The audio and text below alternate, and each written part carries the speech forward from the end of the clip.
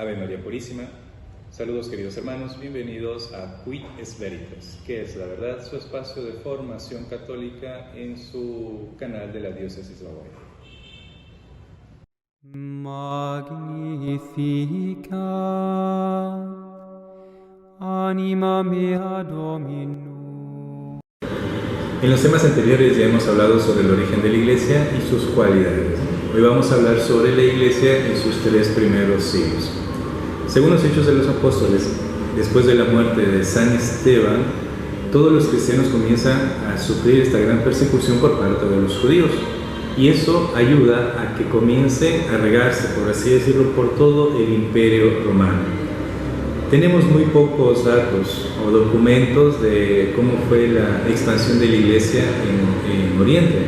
Por ejemplo, en la India, en la China, hay muy pocos testimonios como fue en los primeros siglos, lo cual contrasta muchísimo con todos los datos que tenemos de la expansión de la Iglesia en Oriente, sobre todo en Roma, en el Imperio Romano. Según los datos que tenemos, se sabe muy bien que a mitad del siglo III, en el año 250 más o menos, las comunidades cristianas habitaban ya en todos los centros poblados de mayor vitalidad dentro del imperio, lo cual llama mucho la atención para los paganos, para las personas que no creían en el Dios cristiano, que no conocían a Jesucristo. Esto llama mucho la atención y provoca cierto rechazo a los cristianos, lo cual es muy llamativo, ya que el Imperio Romano se caracterizaba por tener cierta tolerancia ante todo credo religioso. Aceptaban cualquier religión de los pueblos que eran invadidos. Pero ante los cristianos había un rechazo. ¿Por qué hubo este rechazo? Pues para los romanos fue muy molestoso de parte de los cristianos la absolutez del cristianismo. Es decir, para los cristianos no habían dioses paganos, no habían más dioses que su único Dios. No aceptaban las demás religiones, sino que solamente su religión era la única. Y esto provocó una oposición de parte del imperio, al punto que, como vemos en la primera carta de Corintios, capítulo 10, versículo 20, San Pablo dice que cuando los paganos sacrifican a sus dioses, están sacrificando a los demonios. Entonces, por este rechazo del cristianismo a las demás religiones o a la religión pagana, tuvieron una oposición de parte del imperio. Al punto también que los cristianos eran acusados de ateísmo, aunque suene un poco paradójico, pero eran acusados de ateísmo, no como lo conocemos ahora, sino más bien un ateísmo en el sentido en que no querían adorar a los dioses falsos, a los dioses del imperio. En la ciudad antigua, como se conoce a Roma, se hablaba de que se pensaba que se era ciudadano mientras se participaba del culto cívico, culto a los ídolos. Los cristianos, los cuales se oponían rotundamente al culto, y el cristianismo se difundía, y hacia los cristianos, se difundían muchas calumnias, sobre todo en las prácticas que tenían. Fueron acusados de canibalismo y sacrificios humanos, y esto pues incluso se puede decir que a partir de los textos de los primeros padres de la Iglesia como que se daba a entender esto, ¿no? Lo cual está en los textos bíblicos. Los paganos, al no conocer estos textos y al escuchar estas palabras, pues les acusaban a los cristianos de ser caníbales, de ofrecer sacrificios humanos. También eran acusados de reunirse a escondidas en lugares, lo cual también pues no, sí tenía algo de verdad, ¿no? Se reunían en las Domum Ecclesia a celebrar la Santa Misa. Pero los primeros apologistas cristianos recogen estas calumnias y las rechazan como chismes. Ahí vemos a San Justino, San Ignacio de Antioquía también. También eran acusados de reuniones nocturnas, lo cual era cierto. Y esto también provocaba la rebeldía, sobre todo en el culto a las divinidades romanas. Por ejemplo, Tácito, un historiador romano, escribe, y vamos a leerlo, ¿no? Esto es una superstición funesta que va surgiendo en la ciudad de Roma, donde confluye todo lo perverso y vergonzoso. Esto era el cristianismo para un historiador del siglo I, un historiador romano. Va a llegar el tiempo que el mínimo pretexto bastaría para que los cristianos sean llevados ante los tribunales, y el cargo era siempre el mismo, el ateísmo, no querer dar culto a los dioses paganos, no adorar a los dioses falsos.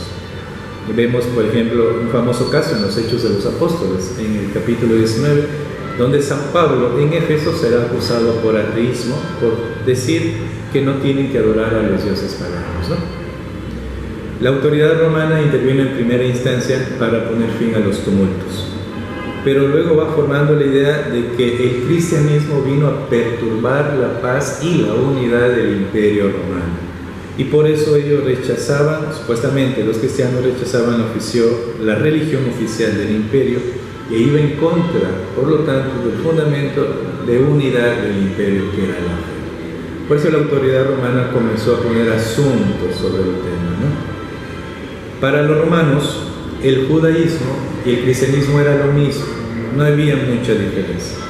El cristianismo, incluso para los romanos, vino a ser una secta del judaísmo, pero muy pronto los cristianos van a separarse del judaísmo e incluso comienzan en Antioquía, como dice Hechos de los Apóstoles, a llamarse con el nombre de cristianos. Será en el año 50 que por ciertos tumultos el emperador Claudio va a decretar, por causa de los cristianos, la expulsión de los judíos de la ciudad de Roma. Y aquí aparece otro historiador romano, Suetonio.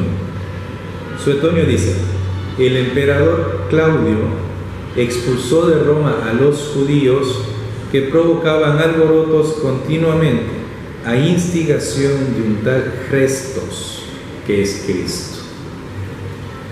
Así inician, por lo tanto, las primeras persecuciones del imperio, que van a merecer pena de muerte. Dentro de las persecuciones o las grandes persecuciones hablaremos de 4 persecuciones con sus emperadores, y esto lo haremos más adelante.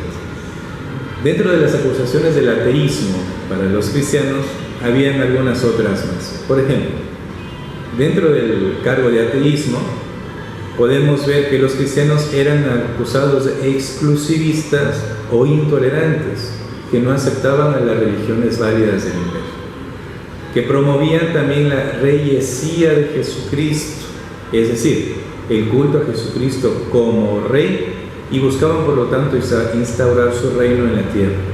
Su culto no debía ser algo privado, sino que debía arraigar en toda la sociedad ese culto de Cristo Rey. Eran acusados de eso.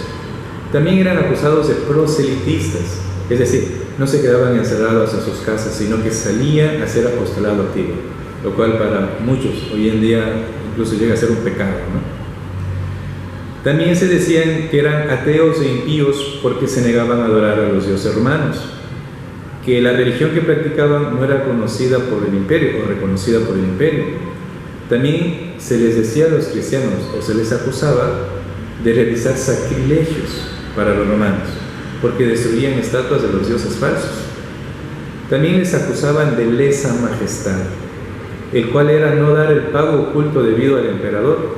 Era como pagar un impuesto para solventar al emperador, que era considerado como una divinidad. También fueron acusados de practicar magia, y esto era porque los cristianos decían que expulsaban a los demonios, que guardaban los libros sagrados, los libros santos, ¿no? Y eran acusados de magia, brujería. Muy bien. Frente a todas estas acusaciones que recibían los cristianos, de allí en adelante se puede decir que hasta el año 313, pues el cristianismo, la iglesia, no dejará de sentirse amenazada por el imperio. Al final, en el siglo IV, en el año 313, aparece la figura del emperador Constantino. En el año 305, Diocleciano, que era el último emperador de las persecuciones, renuncia a su cargo como emperador y comienza la lucha para ocupar el lugar del emperador. La lucha se da entre el general llamado Magencio y Constantino. Constantino había sido educado en una corte pagana, pero su madre era cristiana, Santa Elena, y también tenía muchas personas cristianas a su alrededor, aunque él mismo se declaraba pagano. En el año 312, el 28 de octubre, se da la batalla del puente de Emilio, a las puertas de Roma.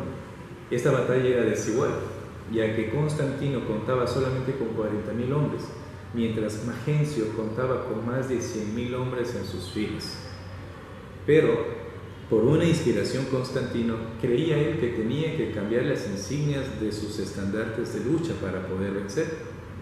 Santa Elena, su madre, insistía en la conversión de Constantino, el cual se hacía de oídos sordos, pero hasta que públicamente fue un milagro público, Constantino tiene la visión en el cielo de la cruz del Señor, aunque muchos hablan que también fue el crismón, con la inscripción In hoc signo vinces, con este signo vencerás. A partir de ese milagro, Constantino manda a cambiar los estandartes de su ejército y todos colocan el crismón en su escudo y la batalla termina a favor de Constantino, que será declarado como emperador de Roma. Al subir al trono, Constantino decide bautizarse, pero no lo hace todavía, sino que más bien espera al final de su vida para bautizarse, lo cual era una costumbre común, por decirlo aquel entonces, ¿no? Ya que se tenía la fe de que el bautismo borra el pecado. Entonces muchos decidían vivir su vida, vivir la vida loca, por así decirlo, y al final de su vida arrepentirse, bautizarse. Eso pasó en el caso de Constantino. En el año 313 se declara el Edicto de Milán, donde se le pone al cristianismo como una religión lícita, y a partir de ahí la Iglesia no tendrá que soportar más el sufrimiento de las persecuciones por parte del Imperio Romano. Fueron 3 siglos de persecuciones que la Iglesia tuvo que soportar. Y como consecuencia del Edicto de Milán, también se abren las puertas a los cristianos para la vida pública y vida política. Los cristianos de ahí en adelante ocuparán puestos públicos. Tertuliano decía: somos de ayer y sin embargo terminamos llenando vuestro imperio. El cristianismo solo tenía 3 siglos y ya había llenado todo el imperio romano. Si te gustó este video, no te olvides en darle like y compartirlo. Recuerda que compartir también es evangelizar, y que el Señor esté con ustedes, con tu espíritu. Y la bendición de Dios Todopoderoso, Padre, Hijo y Espíritu Santo descienda sobre ustedes y les acompañe siempre. Amén.